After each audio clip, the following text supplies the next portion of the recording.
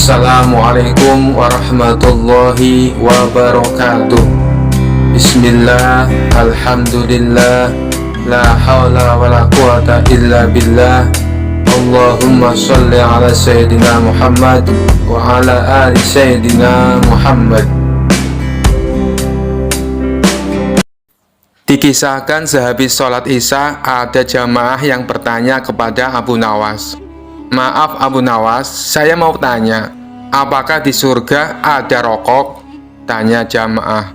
"Ada," jawab Abu Nawas. Dengan senang jamaah berkata, "Alhamdulillah, lega benar hati ini." Dengar jawaban Abu Nawas. "Tapi," ujar Abu Nawas yang langsung dipotong oleh jamaah. "Tapi kenapa Abu Nawas?" Dengan senyum Abu Nawas menjawab, "Tapi sayang di surga tidak ada api. Jadi kalau mau nyalin rokok ya jalan sedikit ke neraka." Spontan semua jamaah terbahak-bahak mendengar jawaban Abu Nawas. Abu Nawas dikenal sebagai penyair dan juga sosok jenaka yang penuh dengan kecerdasan. Sejak tinggal di Baghdad, Abu Nawas memiliki hubungan kedekatan dengan Baginda Raja Harun al-Rasyid karena dirinya sering memberikan solusi kenegaraan bagi Baginda Raja. Akan tetapi hari itu sebuah pemandangan langka terjadi. Abu Nawas datang istana kerajaan tanpa mendapat undangan dari Baginda Raja terlebih dahulu. "Oh, ternyata engkau datang juga.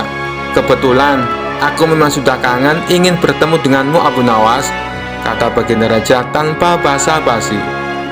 Mendengar perkataan rajanya itu, Abu Nawas menjadi senang bukan kepalang, karena memang diketahui hubungan mereka belakangan ini sedang dekat-dekatnya. "Wahai Baginda, kali ini apa yang mesti hamba lakukan?" tanya Abu Nawas. "Tidak ada," sergah Baginda Raja. "Sebentar dulu," ujar Baginda Raja yang kemudian beranjak dari tempat duduknya. Begitu kembali, Baginda Raja sudah berganti pakaian yang sederhana layaknya rakyat biasa. "Aku ingin ke rumahmu Abu Nawas," titah Baginda Raja. "Untuk apa Baginda ke rumah hamba?" tanya Abu Nawas heran dan kaget. Abu Nawas merasa belum memikirkan sebelumnya jika Baginda ingin ke rumahnya. Istrinya pun tidak ada di rumah. Abu Nawas berpikir siapa yang akan menyiapkan hidangan untuk Baginda Raja. "Intinya aku mau ke rumahmu," ujar Baginda dengan sedikit memaksa. Karena tidak ingin membantah perintah rajanya, akhirnya Abu Nawas mengiyakan ajakan Baginda tersebut. Tanpa ada pengawal, Baginda dan Abu Nawas berjalan kaki menuju rumah Abu Nawas yang jaraknya tidak begitu jauh dari istana kerajaan. Sesampainya di rumah Abu Nawas, Baginda tidak menyangka jika rumah Abu Nawas sangat sederhana. Tak ada barang berharga di rumah itu. "Di mana istrimu Abu Nawas?" tanya Baginda Raja. "Istri hamba sedang menjenguk orang tuanya Baginda," jawab Abu Nawas. "Kebetulan saya datang ke rumahmu ingin belajar tentang kebijaksanaan hidup darimu," kata Baginda. Abu Nawas masih belum mengerti dengan maksud Baginda Raja. Ia hanya berpikir sejenak. Abu Nawas menyadari permintaan Baginda tidak mungkin bisa ditolak. Setelah berpikir, akhirnya ia mengerti bahwa kebijaksanaan yang dapat dipelajari dengan praktek. Baginda juga tidak keberatan menemani Abu Nawas dan melihat perilakunya. Dengan demikian, malam itu Baginda tidak kembali ke istana. Baginda berencana menginap di rumah Abu Nawas. Abu Nawas lalu menggosok-gosok sebuah kayu membuat api. Api kecil itu ditiup-tiupnya hingga menyala. "Mengapa api itu engkau tiup Abu Nawas?" tanya Baginda Raja penasaran. "Agar panas dan lebih besar apinya Baginda," jawab Abu Nawas. Setelah api itu membesar, Abu Nawas kemudian memasak sop. Setelah sop itu matang, Abu Nawas menuangkannya ke dalam 2 mangkok. Ia mengambil mangkoknya dan meniup sop tersebut. "Lalu mengapa sop itu engkau tiup Abu Nawas?" tanya Baginda Raja lagi. "Agar lebih dingin dan enak dimakan Baginda," jawab Abu Nawas. "Aku rasa aku tidak jadi belajar darimu," katus Baginda Raja mengagetkan Abu Nawas. "Engkau tidak bisa konsisten dengan pengetahuanmu," lanjut Baginda Raja diiringi senyum kecut dari Abu Nawas. Akhirnya Baginda Raja tidak jadi menginap di rumah Abu Nawas. Malam itu Baginda Raja memutuskan untuk pulang ke istana diantar Abu Nawas. Di tengah perjalanan keduanya bicara tentang berbagai hal. "Ngomong-ngomong, berapa umurmu Abu Nawas?" tanya Baginda Raja. 40 tahun Baginda, jawab Abu Nawas. "Loh, perasaan beberapa tahun yang lalu engkau menyebut angka yang sama?" tanya Baginda Raja kembali. "Hamba konsisten Baginda," jawab Abu Nawas dengan sedikit tersenyum. Karena jawaban tersebut, Baginda akhirnya mengakui bahwa Abu Nawas memiliki kecerdasan. Begitu juga akhirnya Baginda sadar telah belajar hidup bijaksana kepada Abu Nawas. Kisah Abu Nawas kali ini berawal dari Baginda Raja yang memiliki seorang menteri kepercayaan dan senantiasa mendampinginya. Menteri itu bernama Abu Jahal. Namun kepercayaan yang diberikan oleh Baginda Raja sering dimanfaatkan oleh Abu Jahal untuk memperkaya diri. Terkadang ia meminta upeti kepada rakyat dengan mengatasnamakan Baginda Raja. Hal ini tentu saja membuat Abu Nawas geram, tapi tidak berani mengadukannya kepada Baginda Raja. Sebab dengan kedudukan yang dimiliki, Abu Jahal bisa saja memutarbalikkan fakta dan menuduh Abu Nawaslah pelakunya. Seiring berjalannya waktu, penasihat istana meninggal dunia. Baginda Raja sangat kehilangan dan belum bisa menemukan penggantinya. Jadi untuk sementara waktu jabatan penasihat istana masih kosong, belum ada yang mendudukinya. Kesempatan ini segera dimanfaatkan Abu Jahal. Ia ingin sekali menduduki jabatan tersebut. Dengan begitu ia bisa lebih leluasa mempengaruhi Baginda Raja. Segala cara Abu Jahal lakukan. Di depan Baginda Raja, Abu Jahal terus mencari muka agar terpilih menjadi penasehat istana. Tapi sayangnya ambisi Abu Jahal ini harus kandas di tengah jalan, karena tidak berapa lama Baginda Raja justru memilih Abu Nawas untuk menjadi penasehat istana. Keputusan Baginda Raja ini tentu saja membuat Abu Jahal kecewa, sehingga ia menaruh dendam kepada Abu Nawas. Suatu hari ketika Abu Jahal melihat Abu Nawas sedang duduk bersama Baginda Raja, timbul pemikiran di kepalanya. Seharusnya aku yang ada di tempat Abu Nawas. Abu Nawas tidak pantas duduk di situ. Abu Nawas itu apa dia? Tidak mampu mengurus masalah kerajaan. Pantasnya dia jadi pelawak istana, gerutu Abu Jahal dalam hati. Merasa kecewa dengan keputusan Baginda Raja, Abu Jahal lalu menyampaikan keberatan. Pada suatu hari saat Baginda Raja sedang duduk sendirian di singgasananya, Abu Jahal menghadap dan berkata, "Ampun Paduka yang mulia, hamba izin menghadap Baginda Raja." Baginda Raja terkejut melihat Abu Jahal yang tiba-tiba menghadapnya. "Ada apa Abu Jahal? Apa yang ingin kau sampaikan?" tanya Baginda Raja. "Ampun Paduka yang mulia, hamba rasa Abu Nawas tidak pantas menjabat sebagai penasihat istana. Karena menurut hamba, dia tidak tahu apa-apa soal negara. Abu Nawas itu apa kelihayannya? Cuma melucu," tutur Abu Jahal. "Tapi bukankah Abu Nawas terkenal cerdas? Dia juga seorang yang jujur," ujar Baginda Raja. "Apakah Paduka sudah meragukan kejujuran saya?" tanya Abu Jahal. "Bukan seperti itu. Kamu kan sudah menduduki jabatan menteri istana. Jadi wajar kalau Abu Nawas yang mengisi jabatan penasehat istana," jawab Baginda Raja. "Tapi hamba lebih berpengalaman Paduka yang mulia, apalagi mengenai kenegaraan. Hamba juga ahli berperang. Tubuh hamba kekar dan perkasa. Lalu hamba sudah lama berbakti kepada Baginda Raja. Hamba rasa hambalah yang lebih pantas menjadi penasehat istana," ucap Abu Jahal. Melihat ambisi Abu Jahal yang begitu besar ingin menjadi penasehat istana, Baginda Raja akhirnya membuat keputusan. Ia mengadakan sayembara antara Abu Nawas dan Abu Jahal. Maka dipanggillah Abu Nawas untuk datang ke istana. Singkat cerita, Abu Nawas pun menghadap Baginda Raja. "Ampun Paduka yang mulia, ada gerangan apa memanggil hamba?" Tanya Abu Nawas. Hei Abu Nawas, Abu Jahal sangat menginginkan jabatan penasehat istana. Dia minta supaya jabatanmu diganti olehnya. Tapi aku juga tidak mungkin memecatmu. Biar adil, maka aku putuskan akan mengadakan sayembara untuk kalian berdua. Siapa yang jadi pemenangnya, maka dialah yang berhak menjadi penasehat istana. Jelas Baginda Raja. Sejenak Abu Nawas terdiam dan berpikir Abu Jahal pasti punya rencana busuk. Jangan sampai dia jadi penasihat istana. Bisa-bisa rakyat makin tertindas oleh kelakuannya, pikir Abu Nawas. Ampun Paduka yang mulia, kalau boleh tahu sayembara apa yang hendak diberikan? Tanya Abu Nawas. Aku ingin masing-masing dari kalian membawakan 1 gentong air laut, tapi yang rasanya tawar. Perintah Baginda Raja. Abu Nawas dan Abu Jahal langsung terkejut mendengar permintaan Baginda Raja yang aneh itu. Sekarang pulanglah kalian berdua, dan besok kembali ke sini dengan membawa air laut yang rasanya tawar, kata Baginda Raja melanjutkan. Sesampainya di rumah, Abu Nawas terus memikirkan dan mencari tahu keberadaan laut yang airnya tawar. Mana ada air laut yang rasanya tawar?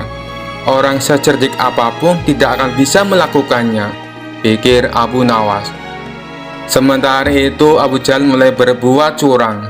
Ia memasukkan air sumur ke gentong untuk dibawanya ke istana. Baginda Raja pasti percaya meskipun aku berkata bohong, karena aku tahu aku adalah menterinya yang paling dipercaya, kata Abu Jahal dalam hati. Keesokan harinya Abu Nawas dan Abu Jahal datang istana dengan membawa gentong masing-masing. Bagaimana? Apakah kalian sudah mendapatkan airnya? Tanya Baginda Raja. Sudah Paduka yang mulia, jawab Abu Jahal dan Abu Nawas serempak. Kemudian Abu Jahal maju lebih dulu menyerahkan gentongnya. Ini Paduka, air laut permintaan Paduka, ucap Abu Jahal. Baginda Raja lalu mencicipi air yang dibawa Abu Jahal. Bagus Abu Jahal, air ini rasanya tawar. Tapi benarkah ini berasal dari laut? Tanya Baginda Raja. Benar sekali Paduka, hamba sengaja mengambilnya dari laut yang tidak diketahui oleh banyak orang, jawab Abu Jahal penuh percaya diri. Sekarang tibalah giliran Abu Nawas menyerahkan gentong miliknya. Ketika Baginda Raja mencicipi air yang ada di gentong Abu Nawas, ia pun langsung berkata, Hei Abu Nawas, kenapa rasanya masih asin dan getir? Yang aku minta air laut rasa tawar, ucap Baginda Raja. Ampun Paduka yang mulia, tapi memang begitulah rasa air laut, balas Abu Nawas. Baiklah, karena lomba ini dimenangkan Abu Jahal, tentu dia akan menjadi penasehat istana, tutur Baginda Raja. Mendengar hal itu, Abu Jahal sangat kegirangan, sudah tidak sabar ingin menduduki jabatan tersebut. Ternyata sangat mudah mengelabui Baginda Raja, pikir Abu Jahal. Tapi tiba-tiba Baginda Raja kembali berkata, Hai Abu Jahal, di mana kamu menemukan air laut yang airnya tawar? Antarkan aku ke sana sekarang. Aku ingin mandi di sana, titah Baginda Raja. Seketika wajah Abu Jahal menjadi pucat, tubuhnya lemas dan gemetaran. Anu Paduka yang mulia, hamba kenapa? Kalau kamu tidak bisa membuktikannya, berarti kamu telah membohongiku, ucap Baginda Raja. Ampun Paduka yang mulia, air yang hamba bawa memang bukan air laut, tapi air dari sumur, kata Abu Jahal ketakutan. Kamu lancang Abu Jahal, kamu kira aku anak kecil yang mudah dikelabui? Karena kamu telah berani berbohong, maka sebagai hukumannya, kamu bukan hanya gagal jadi penasihat istana, tapi juga akan dipecat dari menteri. Kamu juga harus menjalani hukuman penjara, bentak Baginda Raja. Kemudian Baginda Raja memerintahkan beberapa pengawal untuk menangkap Abu Jahal dan memasukkannya ke penjara. Kini tinggallah Abu Nawas di hadapan Baginda Raja. Hei Abu Nawas, bukankah kamu terkenal cerdik? Bisa saja kamu membohongiku, dan dengan kecerdikanmu itu kamu tentu bisa menutupi kebohonganmu. Tapi kenapa tidak kau lakukan? Tanya Baginda Raja. Ampun Paduka yang mulia, hamba memang cerdik, tapi hamba bukan pembohong. Secerdik apapun manusia, tidak akan ada yang bisa mengubah rasa air laut menjadi tawar, terang Abu Nawas. Kamu memang benar, Abu Nawas. Itulah orang yang saya cari untuk menduduki jabatan sebagai penasihat istana, cerdik dan jujur, kata Baginda Raja tersenyum puas. Suatu hari saat Abu Nawas di rumah, tiba-tiba datang beberapa prajurit istana menemuinya. "Tuan Abu, Anda diperintah Baginda Raja untuk menghadap," kata salah satu prajurit. "Bukannya kemarin aku baru saja menghadap Baginda Raja, kenapa disuruh menghadap lagi?" tanya Abu Nawas heran. "Kami tidak tahu, Tuan Abu. Silakan nanti Tuan tanyakan sendiri kepada Baginda Raja," jawab prajurit istana. Singkat cerita, datanglah Abu Nawas ke istana menghadap Baginda Raja. "Ampun Paduka yang mulia, ada perlu apa lagi Paduka memanggil hamba?" tanya Abu Nawas. Baginda Raja lalu mengutarakan masalah yang selama ini mengganggunya. "Begini Abu Nawas, aku punya masalah yang cukup serius dan aku butuh bantuanmu," tutur Baginda Raja. "Memangnya masalah apa yang sedang Paduka hadapi? Kiranya apa yang bisa hamba bantu?" tanya Abu Nawas kembali. "Tadi pagi aku mendapat laporan Abu Nawas, ada saudagar kaya yang kikir. Jangankan untuk bersedekah, membayar zakat saja dia menolak," kata Baginda Raja menjelaskan. "Paduka ini kan seorang raja, panggil saja dia ke istana dan disuruh membayar zakat. Kalau dia menolak, masukkan saja ke penjara. Pasti dia akan ketakutan," ucap Abu Nawas menyarankan. "Sebenarnya bisa saja aku berbuat demikian, tapi apakah ada cara yang lebih baik dan lebih bijaksana supaya dia bisa sadar tanpa harus ada paksaan? Aku yakin dia sebenarnya orang baik, karena sebelum menjadi saudagar kaya, dia rajin sedekah dan membayar zakat tepat pada waktunya," ujar Baginda Raja. "Baiklah Paduka, sebenarnya ini masalah mudah Paduka, tapi karena Paduka ingin cara yang lebih bijak, maka hamba butuh waktu 3 hari untuk memikirkannya," kata Abu Nawas. Kemudian Abu Nawas mohon diri untuk pulang ke rumah. Setibanya di rumah, dia terus berpikir mencari jalan keluar yang tepat. Padahal Abu Nawas sendiri ingin agar saudagar itu dipenjara saja. Saudagar itu memang terkenal sangat pelit, bahkan para tetangga pun banyak yang membencinya. Tapi karena keinginan Abu Nawas tidak sejalan dengan pemikiran Baginda Raja, mau tidak mau harus menemukan cara lain yang sesuai perintah Baginda Raja. 3 hari berlalu, tibalah saatnya bagi Abu Nawas menghadap ke istana. Sesampainya di sana, Abu Nawas langsung dipersilakan menghadap Baginda Raja. "Bagaimana Abu Nawas? Apakah kamu sudah menemukan caranya?" tanya Baginda Raja. "Sudah Paduka, hamba sudah menemukan caranya," jawab Abu Nawas. "Bagus, berita aku sekarang caranya," pinta Baginda Raja. "Tapi hamba tidak yakin apakah Paduka akan bersedia melakukannya," timpal Abu Nawas. "Apa caranya? Katakan saja," ucap Baginda Raja mulai penasaran. "Caranya adalah hamba dan Baginda Raja harus menjadi pengemis. Lalu kita datangi rumah saudagar kaya itu. Kita berdua pura-pura mengemis kepadanya," papar Abu Nawas memberitahu. "Memangnya harus aku yang melakukan? Apa tidak bisa diwakilkan?" tanya Baginda Raja. "Tidak bisa Paduka, karena ini adalah cara satu-satunya," jawab Abu Nawas. Awalnya Baginda Raja ragu atas ide konyol Abu Nawas itu. Namun karena ingin menyadarkan saudagar pelit tersebut, akhirnya Raja bersedia menuruti saran Abu Nawas. Esok harinya, Abu Nawas dan Baginda Raja mendatangi rumah saudagar kaya itu dengan mengenakan baju layaknya seorang pengemis. Setibanya di rumah saudagar kaya itu, mereka tidak langsung mendatangi rumahnya. "Kita awasi dulu Paduka, tunggu saudagar itu keluar. Kalau kita ke sana sekarang, nanti yang akan menemui kita adalah penjaganya. Kita pasti akan diusir. Percuma kita ke sana, tapi tidak bisa menjumpai saudagar itu," tutur Abu Nawas. Setelah sekian lama menunggu, akhirnya saudara kaya itu keluar dan duduk di teras rumahnya. Tanpa menyia-nyiakan waktu, Abu Nawas segera mengajak baginda raja menghampiri saudagar kaya tersebut. "Tuan, berilah kami sedekah," pinta Abu Nawas. "Tidak ada, aku tidak punya uang raja," balas saudagar kaya itu dengan nada ketus. "Apakah Tuan punya makanan? Kami lapar sekali, Tuan," tanya Abu Nawas. "Tidak ada, sana pergi kalian," jawab saudagar tersebut mulai emosi. "Baiklah kalau begitu, kami minta air putih saja, Tuan," balas Abu Nawas. "Kalian ini tuli atau gimana sih? Sudah aku bilang tidak punya apa-apa. Sana pergi kalian, jangan ganggu aku," bentak saudagar kaya itu. Di saat itulah Abu Nawas memulai akal cerdiknya. "Kasihan sekali kalau Tuan tidak punya apa-apa. Kenapa Tuan tidak ikut saja bersama kami?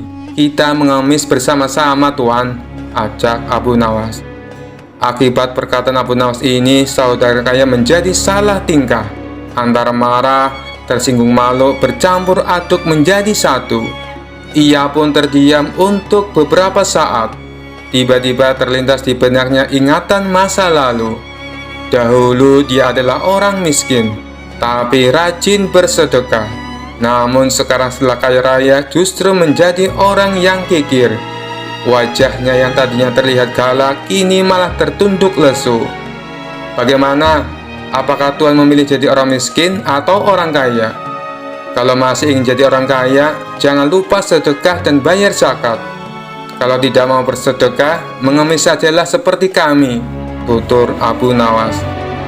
Kemudian Abu Nawas menukil salah satu ayat Al-Quran tentang ancaman pedihnya siksa neraka bagi orang-orang yang enggan membayar zakat dan bersedekah. Seketika saudara tersebut langsung meneteskan air mata. "Astagfirullah, aku hilaf telah berbuat zalim," kata saudara itu sesenggukan. "Siapa sebenarnya kalian? Kalian telah menyadarkan kesalahanku. Mari masuklah ke dalam. Aku akan berikan kalian makanan," ajak saudara kaya tersebut. "Tidak perlu, kami datang ke sini bukan untuk mengemis, tapi untuk menyadarkanmu," sahut Abu Nawas. Kemudian Abu Nawas dan baginda raja menunjukkan jati diri yang sebenarnya. Betapa kagetnya saudara kaya itu, karena ternyata orang yang ada di hadapannya adalah rajanya sendiri. Saudagar kaya itu pun langsung duduk bersimpuh memohon maaf kepada baginda raja. Sejak kejadian tersebut, akhirnya saudagar kaya ini rajin sedekah dan taat membayar zakat. Dikisahkan suatu hari Abu Nawas datang ke sebuah warung untuk memesan teh hangat. Ternyata kawan-kawannya sudah lebih dulu berada di sana. Mereka sengaja menunggu Abu Nawas. "Nah, ini dia Abu Nawas datang," kata salah seorang dari mereka. "Ada apa?" kata Abu Nawas sambil memesan secangkir teh hangat. "Kami tahu engkau selalu bisa melepaskan diri dari perangkap-perangkap Raja Harun al-Rasyid. Tetapi kami yakin kali ini engkau pasti dihukum baginda raja bila engkau melakukannya." Kawan-kawan Abu Nawas membuka percakapan. "Apa yang harus aku takutkan? Tidak ada sesuatu apapun yang perlu ditakuti kecuali Allah Subhanahu wa Ta'ala," kata Abu Nawas menantang. "Selama ini belum pernah ada seorang pun di negeri ini yang berani memantati baginda Raja Harun al-Rasyid. Bukankah begitu, hai Abu Nawas?" tanya kawan Abu Nawas. "Tentu saja tidak ada yang berani melakukan hal itu, karena itu adalah pelecehan yang amat berat. Siapa saja yang melakukannya pasti akan dipancung," kata Abu Nawas memberitahu. "Itulah yang ingin kami ketahui darimu. Beranikah engkau melakukannya?" tanya temannya yang lain. "Sudah kukatakan bahwa aku hanya takut kepada Allah saja. Sekarang apa taruhannya bila aku bersedia melakukannya?" Abu Nawas balik bertanya. 100 keping uang emas. Selain itu, baginda harus tertawa pada saat engkau pantati," tantang mereka. Bukan Abu Nawas namanya jika tidak bisa menyelesaikan suatu masalah. Ia menyanggupi tawaran yang amat berbahaya itu dan kembali pulang ke rumahnya. Kawan-kawan Abu Nawas merasa tidak yakin Abu Nawas sanggup untuk memantati Baginda Raja dan membuat Baginda Raja tertawa. Karena tantangan ini sangat berat, maka kali ini Abu Nawas pun harus berhadapan dengan Al-Ghajjab pemenggal kepala. Minggu depannya, Baginda Raja Harun al-Rasyid akan mengadakan jamuan kenegaraan. Para menteri, pegawai istana, dan orang-orang dekat Baginda diundang, termasuk juga Abu Nawas. Abu Nawas merasa hari-hari berlalu dengan cepat, karena ia harus menciptakan jalan keluar yang paling aman bagi keselamatan lehernya dari pedang Al-Ghajjab. Tetapi bagi kawan-kawan Abu Nawas, hari-hari terasa amat panjang, karena mereka sudah tidak sabar menunggu pertaruhan yang amat mendebarkan itu. Persiapan-persiapan di halaman istana sudah dimulai. Baginda Raja menghendaki acara itu akan digelar dengan meriah. Baginda tidak ingin mengecewakan para tamunya, terkhusus untuk raja-raja dari negeri sahabat yang akan datang. Akhirnya hari yang dijanjikan telah tiba. Semua tamu sudah datang kecuali Abu Nawas. Kawan-kawan Abu Nawas yang menyaksikan dari jauh merasa kecewa karena Abu Nawas tidak hadir. Namun ternyata mereka keliru. Abu Nawas bukan tidak datang tetapi terlambat, sehingga Abu Nawas duduk di tempat yang paling belakang. Ceramah-ceramah yang mengesankan mulai disampaikan oleh para ahli pidato.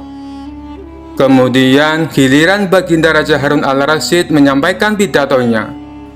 Setelah menyampaikan pidato, Baginda melihat Abu Nawas duduk sendirian di tempat yang tidak ada karpetnya. Karena merasa heran, Baginda Raja bertanya, "Mengapa engkau tidak duduk di atas karpet?" "Paduka yang mulia, hamba haturkan terima kasih atas perhatian Baginda. Hamba sudah merasa bahagia duduk di sini," kata Abu Nawas. "Wahai Abu Nawas, majulah dan duduklah di atas karpet. Nanti pakaianmu kotor karena duduk di atas tanah," Baginda Raja menyarankan.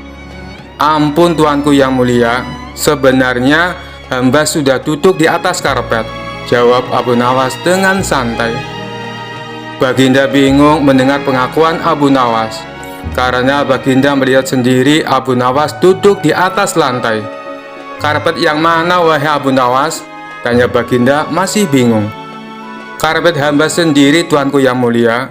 Sekarang hamba selalu membawa karpet kemanapun hamba pergi," kata Abu Nawas seolah-olah menyimpan misteri. "Tapi sejak tadi aku belum melihat karpet yang engkau bawa," kata Baginda Raja bertambah bingung. "Baiklah Baginda yang mulia, kalau memang ingin tahu, maka dengan senang hati hamba akan menunjukkan kepada Paduka yang mulia," kata Abu Nawas sambil beringsut-ringsut ke depan.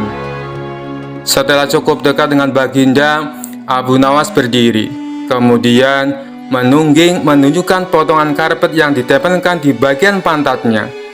Abu Nawas kini seolah-olah memantati Baginda Raja Harun al-Rasyid. Melihat ada sepotong karpet menempel di pantat Abu Nawas, Baginda Raja tak bisa memendung tawa, sehingga beliau tertawa terpingkal-pingkal, diikuti oleh para tamu yang datang. Menyaksikan kejadian yang mengerikan itu, kawan-kawan Abu Nawas merasa kagum. Mereka harus rela melepas 100 keping uang emas untuk Abu Nawas. Dikisahkan ada seorang anak kecil yang ingin mengalahkan Abu Nawas dalam permainan tebak-tebakan. Anak itu bahkan sampai rela menunggu di sebuah jalan yang biasa dilalui oleh Abu Nawas. Tidak berapa lama, lewatlah Abu Nawas yang baru pulang dari kebun. Ia membawa 2 labu yang dipetik dari kebun miliknya. Anak kecil tersebut lalu segera menghampiri dan menyapanya. "Tuan Abu Nawas, bisakah Anda berhenti sebentar?" pinta si anak. Abu Nawas pun menghentikan langkahnya, menuruti permintaan anak kecil itu. "Ada apa memangnya?" tanya dia. "Begini Tuan Abu Nawas, Anda kan sangat terkenal cerdik, juga pandai. Oleh karena itu, aku ingin menantang Anda main sebuah tebak-tebakan, kata si anak penuh percaya diri. Boleh, apa peraturannya? Tanya Abu Nawas. Apabila Tuan Abu Nawas tidak bisa menjawab tebakanku, maka buah labu yang ada di tangan Anda jadi milikku, ujar si anak kecil. Baik, silakan, apa tebak-tebakanmu? Ucap Abu Nawas. Coba tebak, burung kecil yang ada dalam genggaman tanganku ini hidup atau mati? Kalau Tuan Abu Nawas menjawab salah, maka buah labunya jadi milik saya, kata si anak kecil. Dengan wajah tersenyum, Abu Nawas mengangguk setuju. Lalu ia pun menjawab, burung kecil dalam genggamanmu sudah mati. Mendengar jawaban tersebut, si anak kecil senang sekali. Anda salah, Tuan Abu Nawas, teriak dia kegirangan. Lalu membuka genggaman tangannya dan membiarkan burungnya terbang dengan bebas. Oh iya, aku salah. Baiklah, buah labu ini menjadi milikmu, balas Abu Nawas dengan tersenyum bahagia. Si anak kecil merasa heran kenapa Abu Nawas malah terlihat gembira. Tapi di lain pihak, ia mendapat 2 buah labu tanpa harus membelinya.